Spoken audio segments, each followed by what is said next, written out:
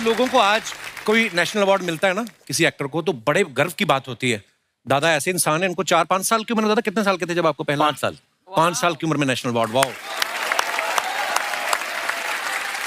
अच्छा, 4-5 साल के बच्चे को तो पता नहीं होता नेशनल अवार्ड क्या है या दूसरा कोई भी अवार्ड क्या है, उनको तो चॉकलेट टॉफियां अच्छी लगती हैं।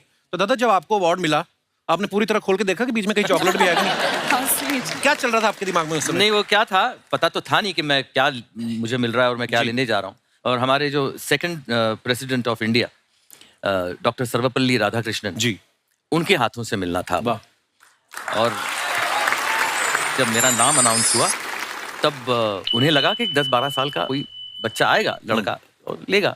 ये 5 साल का इतना पिद्दू वो आ रहा है स्टेज पे, तो राधाकृष्णन जी थोड़े से सरप्राइज भी थे, प्लस स्टेज पे पंडित जवाहरलाल नेहरू जी बैठे हुए थे। अच्छा, वाह।